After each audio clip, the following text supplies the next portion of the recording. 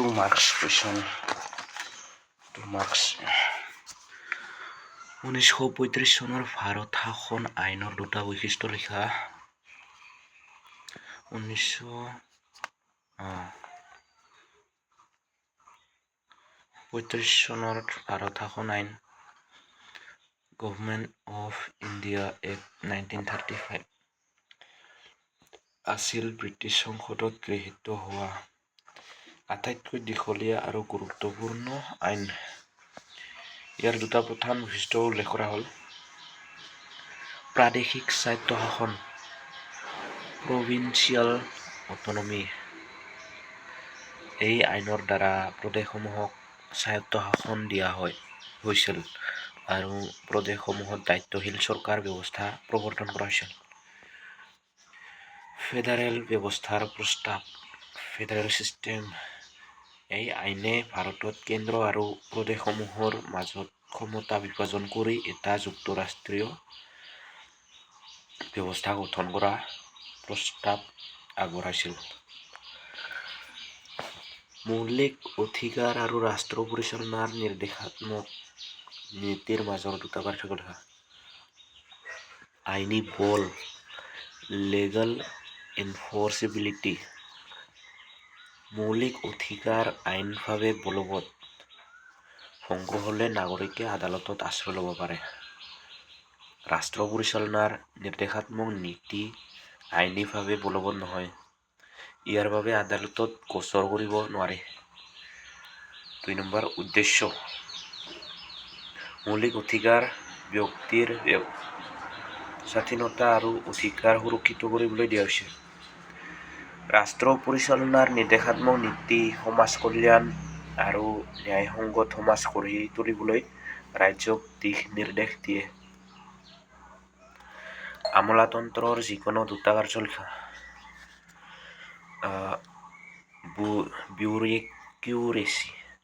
বিউৰেক্ৰেচি। নীতিসমূহৰ কাৰ্যকৰী কৰা। চৰকাৰে প্ৰণয়ন কৰা নীতি, আইন আৰু আঁচনিসমূহ বাস্তৱায়ন কৰা আমোলাতন্ত্ৰৰ মুখ্য কাৰ্য। প্ৰশাসনিক পৰামৰ্শ প্ৰদান। মন্ত্ৰী আৰু চৰকাৰক নীতি নিৰ্ধাৰণৰ ক্ষেত্ৰত প্ৰয়োজনীয় তথ্য, পৰামৰ্শ আৰু প্ৰতিবেদন আগবঢ়োৱা। জনস্বাৰ্থজনী গোচৰ বুলিলে কি বুজা? পাব্লিক ইণ্টাৰেষ্ট লিজিগেশ্যন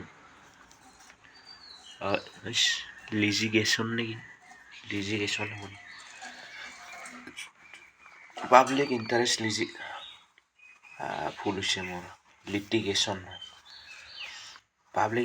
লিটিগেশ্যন বুলিলে তেনে ধৰণৰ আইনী গোচৰক বুজায় য'ত সাধাৰণ জনতাৰ স্বাৰ্থ, সমাজৰ মংগল বা জনসাধাৰণৰ অধিকাৰ সুৰক্ষাৰ বাবে আদালতত আবেদন জনোৱা হয়। সংক্ষেপে ক'লে জনস্বাৰ্থৰ হিতত আদালতত দাখিল কৰা গোচৰক জনস্বাৰ্থজনিত গোচৰ বুলি কোৱা হয়। ভাৰতীয় সংবিধানৰ প্ৰস্তাৱনাৰ যিকোনো দুটা আদৰ্শ উল্লেখ কৰা। ন্যায় আৰু সমতা। আন আদৰ্শসমূহ স্বাধীনতা, ভ্ৰাতৃত্ব, সাৰ্বভৌমত্ব, ধৰ্মনিৰপেক্ষতা, গণতন্ত্ৰ ইত্যাদি। বিশেষ মাননী প্ৰাইভিপাৰ্ছ বুলিলে কি বুজা? স্বাধীনতাৰ পিছত ভাৰতৰ লগত একত্ৰিত হোৱা দেশীয় ৰাজ্যসমূহৰ পূৰ্বৰ ৰাজা মহাৰাজাসকলক তেওঁলোকৰ ৰাজত্ব ত্যাগ কৰাৰ বিনিময়ত ভাৰত চৰকাৰে যি বাৎসৰিক আৰ্থিক ভাত্তা প্ৰদান কৰিছে তাকে বিশেষ মাননী বুলি কোৱা হয়। গান্ধীবাদী আদৰ্শৰ যিকোনো দুটা নিৰ্দেশাত্মক নীতি লিখা। গ্ৰাম পঞ্চায়ত ব্যৱস্থাৰ স্থাপন। গাঁওসমূহক আত্মনিৰ্ভৰশীল কৰাৰ উদ্দেশ্য। গাঁৱৰ উদ্যোগ আৰু হস্তশিল্পৰ উন্নয়ন, বিশেষকৈ খাদী আৰু কুটীৰ উদ্যোগক উৎসাহ দিয়া। ভাৰত চৰকাৰ আইন 1919 চনৰ দুটা সীমাবদ্ধতা লিখা।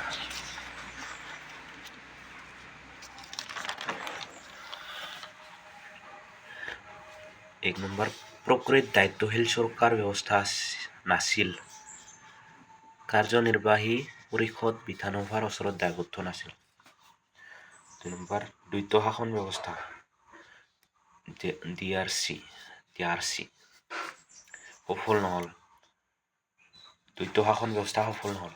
প্ৰাদেশিক শাসনত বিভ্ৰান্তি আৰু সংঘাত সৃষ্টি হৈছিল। ভাৰতৰ নাগৰিকত্ব অৰ্জনৰ যিকোনো দুটা পদ্ধতি লিখা। জন্মৰ জৰিয়তে নাগৰিকত্ব চিটিজেনশ্বিপ বাই বাৰ্থ, নিবাসৰ জৰিয়তে নাগৰিকত্ব চিটিজেনশ্বিপ বাই ডমিচাইল। ৰাষ্ট্ৰীয় জৰুৰী অৱস্থাৰ যিকোনো দুটা ফলাফল লিখা। কেন্দ্ৰ চৰকাৰৰ ক্ষমতা বৃদ্ধি পায়। জৰুৰী অৱস্থাৰ সময়ত কেন্দ্ৰ চৰকাৰে ৰাজ্য তালিকাৰ বিষয়টো আইন প্ৰণয়ন কৰিব পাৰে। মৌলিক অধিকাৰ স্থগিত হয়। বিশেষকৈ সংবিধানৰ 19 নং অনুচ্ছেদৰ অধীনত থকা অধিকাৰসমূহ জৰুৰী অৱস্থাৰ সময়ত স্বয়ংক্ৰিয়ভাৱে স্থগিত হয়। সাম্প্ৰদায়িকতাবাদ বুলিলে কি বুজা? যেতিয়া কোনো ব্যক্তি বা গোষ্ঠীয়ে নিজৰ ধৰ্মক সৰ্বশ্ৰেষ্ঠ বুলি গণ্য কৰি অন্য ধৰ্মৰ লোকৰ প্ৰতি অসহিষ্ণুতা, বিদ্বেষ বা বৈষম্যমূলক আচৰণ প্ৰদৰ্শন কৰে, তাকেই সাম্প্ৰদায়িকতা বুলি কোৱা হয়। ভাৰতবৰ্ষৰ ধৰ্মনিৰপেক্ষতা কিয় প্ৰয়োজন? দুটা যুক্তি দিয়া। যুক্তি দুটা হ'ল, বহুধৰ্মীয় সমাজ ৰক্ষা কৰিবলৈ। ভাৰতত বিভিন্ন ধৰ্মৰ লোক বসবাস কৰে। ধৰ্মনিৰপেক্ষতাই সকলো ধৰ্মক সমান সন্মান দি সামাজিক ঐক্য বজাই ৰাখে। সামাজিক শান্তি আৰু একতা নিশ্চিত কৰিবলৈ। ধৰ্মনিৰপেক্ষতাৰ জৰিয়তে ধৰ্মৰ আধাৰত বৈষম্য আৰু সংঘৰ্ষ ৰোধ কৰি জাতীয় ঐক্য সুদৃঢ় কৰা যায়।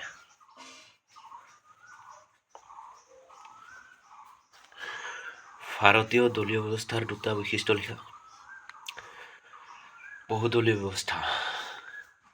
ভাৰতত ৰাষ্ট্ৰীয়, আঞ্চলিক আৰু স্থানীয় বহু ৰাজনৈতিক দল আছে। আঞ্চলিক দলৰ গুৰুত্ব। ৰাজ্যিক আৰু আঞ্চলিক স্বাৰ্থ ৰক্ষা কৰাত আঞ্চলিক দলসমূহে গুৰুত্বপূৰ্ণ ভূমিকা পালন কৰে। বম্বে প্লান কি? বম্বে প্লান হৈছে 1944 চনত কিছুমান আগশাৰীৰ উদ্যোগপতিয়ে প্ৰস্তাৱ কৰা এখন অৰ্থনৈতিক উন্নয়ন পৰিকল্পনা। ইয়াক মুম্বাইত প্ৰস্তুত কৰা হৈছিল, সেইকাৰণে নাম বম্বে প্লান। ইয়াৰ লক্ষ্য আছিল স্বাধীনতাৰ পিছত ভাৰতৰ দ্ৰুত অৰ্থনৈতিক উন্নয়ন। ইয়াত চৰকাৰী হস্তক্ষেপ আৰু যোজনা ভিত্তিক অৰ্থনীতিৰ পক্ষে মত দিয়া হৈছিল। এই পৰিকল্পনাৰ প্ৰস্তাৱকসকল প্ৰধান উদ্যোগপতি আছিল J.R.D. টাটা, G.D. বিৰলা, লালা শ্ৰীৰাম, কস্তুৰভাই লালাভাই আদি। উচ্চতম ন্যায়ালয়ৰ ন্যায়াধীশসকলৰ যিকোনো দুটা যোগ্যতা লিখা। প্ৰাৰ্থীজন ভাৰতৰ নাগৰিক হ'ব লাগিব। তেওঁ অন্ততঃ 5 বছৰ এখন বা একাধিক উচ্চ ন্যায়ালয়ৰ ন্যায়াধীশ হিচাপে কাৰ্যনিৰ্বাহ কৰা হ'ব লাগিব, অথবা অন্ততঃ 10 বছৰ উচ্চ ন্যায়ালয়ত অধিবক্তা হিচাপে অভিজ্ঞতা থাকিব লাগিব। 1909 চনৰ মৰলে মিণ্টো সংস্কাৰৰ দুটা ব্যৱস্থাৱলী লিখা। মুছলমানসকলৰ বাবে পৃথক নিৰ্বাচনী ব্যৱস্থা ছেপাৰেট ইলেক্টৰেট প্ৰৱৰ্তন কৰা হৈছিল। কেন্দ্ৰীয় আৰু প্ৰাদেশিক আইন সভাত ভাৰতীয় সদস্যৰ সংখ্যা বৃদ্ধি কৰা হৈছিল।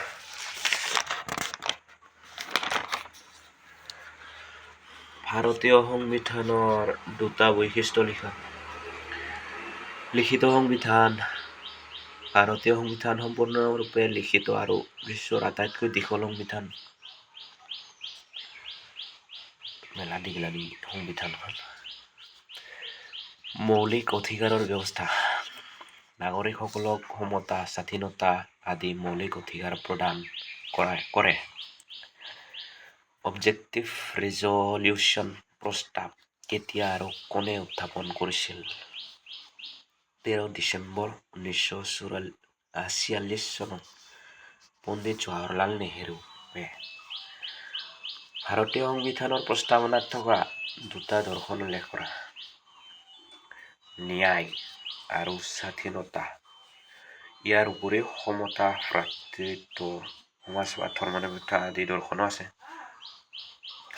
ভাৰতীয় সংবিধানত 32 নং অনুচ্ছেদৰ তাৎপৰ্য কি? ভাৰতীয় সংবিধানত 32 নং অনুচ্ছেদৰ তাৎপৰ্য হ'ল অনুচ্ছেদ 32 নাগৰিকক তেওঁলোকৰ মৌলিক অধিকাৰ সুৰক্ষাৰ বাবে উচ্চতম ন্যায়ালয়লৈ পোনে পোনে যোৱাৰ অধিকাৰ প্ৰদান কৰে। এই অনুচ্ছেদৰ জৰিয়তে উচ্চতম ন্যায়ালয়ে মৌলিক অধিকাৰ ৰক্ষাৰ বাবে ৰিট জাৰি কৰিব পাৰে। সেইকাৰণে ডক্টৰ বি.আৰ. আম্বেদকাৰে অনুচ্ছেদ 32ক সংবিধানৰ আত্মা বুলি অভিহিত কৰিছিল। Heart and soul of the constitution. Article 32। ন্যায়িক সক্ৰিয়তা। জুডিচিয়েল এক্টিভিজম কি? ন্যায়িক সক্ৰিয়তা বুলিলে সেই প্ৰক্ৰিয়াক বুজায় যাৰ জৰিয়তে ন্যায়ালয়ে সংবিধানৰ ব্যাখ্যা বিস্তৃতভাৱে কৰি নাগৰিকৰ অধিকাৰ সুৰক্ষা আৰু সামাজিক ন্যায় প্ৰতিষ্ঠাৰ বাবে সক্ৰিয় ভূমিকা গ্ৰহণ কৰে। ইয়াত ন্যায়ালয়ে কেৱল আইন প্ৰয়োগতেই সীমাবদ্ধ নাথাকি প্ৰয়োজন হ'লে কাৰ্যনিৰ্বাহী আৰু বিধানসভাৰ কৰ্মত হস্তক্ষেপ কৰি সাংবিধানিক মূল্যবোধ ৰক্ষা কৰে। ৰাষ্ট্ৰ পৰিচালনাৰ নিৰ্দেশাত্মক নীতিসমূহ ন্যায়সংগত হয়নে? কাৰণ দেখুওৱা। ৰাষ্ট্ৰ পৰিচালনাৰ নিৰ্দেশাত্মক নীতিসমূহ ন্যায়সংগত নহয় কাৰণ এই নীতিসমূহ আদালতৰ দ্বাৰা প্ৰয়োগযোগ্য নহয়। ইয়াৰ উলংঘনৰ ক্ষেত্ৰত কোনো নাগৰিকে আদালতত গোচৰ তৰিব নোৱাৰে। সংবিধানৰ 37 নং অনুচ্ছেদত স্পষ্টকৈ কোৱা হৈছে যে এই নীতিসমূহ ন্যায়সংগত নহয়। তথাপি ই দেশৰ শাসন ব্যৱস্থাৰ বাবে অতি গুৰুত্বপূৰ্ণ আৰু কল্যাণমূলক ৰাষ্ট্ৰ গঠনত সহায়ক। ভাৰতৰ উপ-ৰাষ্ট্ৰপতিৰ যিকোনো দুটা ক্ষমতা লিখা। তেওঁ ৰাজ্যসভাৰ পদাধিকাৰপ্ৰাপ্ত সভাপতি হিচাপে সভাৰ কাৰ্য পৰিচালনা কৰে। ৰাষ্ট্ৰপতিৰ পদ খালী হ'লে বা ৰাষ্ট্ৰপতি অক্ষম হ'লে তেওঁ অস্থায়ীভাৱে ৰাষ্ট্ৰপতিৰ দায়িত্ব গ্ৰহণ কৰে।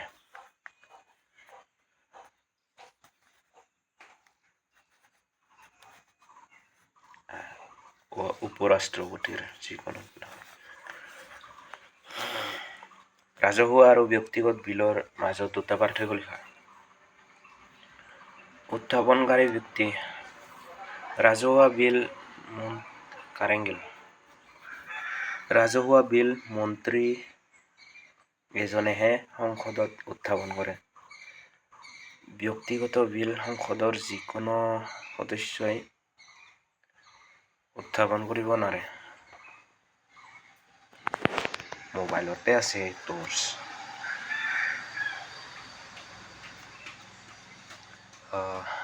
উদ্দেশ্য। ৰাজহুৱা বিলৰ উদ্দেশ্য হৈছে সৰ্বসাধাৰণ লোকৰ কল্যাণ আৰু ৰাষ্ট্ৰীয় নীতি প্ৰণয়ন। ব্যক্তিগত বিল সাধাৰণতে কোনো বিশেষ বিষয় বা ব্যক্তিগত স্বাৰ্থ সম্পৰ্কীয় হয়।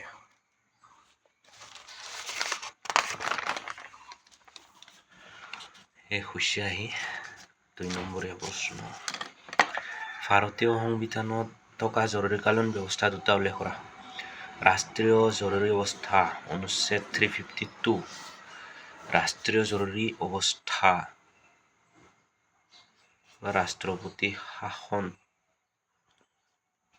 অনুচ্ছেদ 356, ৰাজ্যিক জৰুৰী অৱস্থা, ৰাষ্ট্ৰীয় জৰুৰী অৱস্থা আৰু ৰাজ্যিক জৰুৰী অৱস্থা। মেক্সৰ শ্ৰেণী সংঘৰ্ষ তত্ত্বৰ দুটা আশবাস লিখা। ডিমেৰিটছ, ক্লাছ ষ্ট্ৰাগল। এই তত্ত্বই সমাজৰ সকলো পৰিৱৰ্তনৰ মূল কাৰণ হিচাপে কেৱল অৰ্থনৈতিক দিশকেই অধিক গুৰুত্ব দিয়ে। সামাজিক, নৈতিক আৰু সাংস্কৃতিক দিশসমূহ অৱহেলা কৰে। এই তত্ত্বই সমাজত চিৰস্থায়ী সংঘাত থকা বুলি ধাৰণা কৰে। কিন্তু বাস্তৱত সমাজত সহযোগিতা, সমঝোতা আৰু শান্তিপূৰ্ণ সহাৱস্থানো দেখা যায়। ধৰ্মনিৰপেক্ষতাই কি বুজায়? ধৰ্মনিৰপেক্ষতা বুজায় যে ৰাজ্যই কোনো এটা বিশেষ ধৰ্মক সমৰ্থন নকৰে বা বিৰোধিতাও নকৰে আৰু সকলো ধৰ্মৰ প্ৰতি সমান দৃষ্টিভংগী আৰু সন্মান প্ৰদৰ্শন কৰে। ইয়াত প্ৰতিজন নাগৰিকে নিজৰ ইচ্ছামতে ধৰ্ম পালন কৰাৰ স্বাধীনতা পায় আৰু ধৰ্মৰ ভিত্তিত কোনো বৈষম্য কৰা নহয়। উচ্চতম ন্যায়ালয়ৰ ন্যায়াধীশসকলৰ দুটা অৰ্হতা লিখা। তেওঁ ভাৰতৰ নাগৰিক হ'ব লাগিব। তেওঁ কমেও 5 বছৰ উচ্চ ন্যায়ালয়ৰ ন্যায়াধীশ হিচাপে বা 10 বছৰ উচ্চ ন্যায়ালয়ৰ অধিবক্তা হিচাপে অভিজ্ঞতা থাকিব লাগিব। এটাও ৰিপিট হৈছে কুৱেশ্যনটা। যিমানখিনি মই নোটছ বনাইছোঁ এইখিনি গোটাই প্ৰিভিয়াছ ইয়াৰ কুৱেশ্যন পেপাৰৰ পৰাই হয়, 5খান আছিল। ইম্পৰ্টেণ্ট হয়। এই নোটছটাৰ পৰা চালে গোটাই বুজি পাবি আৰু নিজে লিখিব পাৰিবি, কিন্তু মই নোৱাৰিম। মই বেছি নাজানো না পলিটিকেল চায়েন্স। জাতি আৰু শ্ৰেণীৰ দুটা প্ৰভেদ লিখা।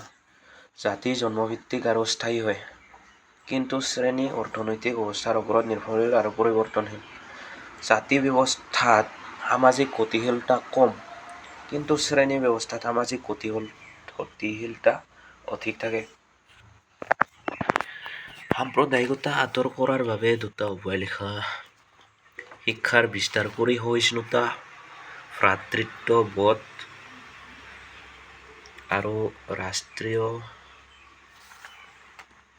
একতাৰ চেতনাৰ বিকাশ ঘটোৱা। ধৰ্মনিৰপেক্ষ নীতি দৃঢ়ভাৱে পালন কৰি সকলো ধৰ্মৰ প্ৰতি সমান সন্মান নিশ্চিত কৰা। ভাৰতৰ দুটা আঞ্চলিক ৰাজনৈতিক দলৰ নাম লিখা। অসমীয়াৰ আগ্ৰহ পাৰ্টি, অসম গণ পৰিষদ। ভাৰতৰ মহিলা আন্দোলনৰ দুগৰাকী নেত্ৰীৰ নাম লিখা। ইন্দিৰা গান্ধী, ভাৰতৰ প্ৰথম মহিলা প্ৰধানমন্ত্ৰী আৰু ৰাজনৈতিক নেত্ৰী। মাধৱদেৱী লাহৰী, স্বাধীনতা আন্দোলনত সক্ৰিয় ভূমিকা থকা মহিলা নেত্ৰী। নীতি আয়োগ কেতিয়া গঠিত হৈছিল আৰু নীতি আয়োগৰ প্ৰথম অধ্যক্ষ কোন আছিল? নীতি আয়োগ গঠিত হৈছিল 1 জানুৱাৰী 2015 চনত। ইয়াৰ প্ৰথম অধ্যক্ষ আছিল ভাৰতৰ প্ৰধানমন্ত্ৰী শ্ৰী নৰেন্দ্ৰ মোদী। এতিয়া শেষ হ'ল 2 নম্বৰী কুৱেশ্যন, 20 মিনিটৰে ভিডিঅ'। 5 নম্বৰী আছে, 5 নম্বৰী আৰু আছে, বহুত কেইটা আছে।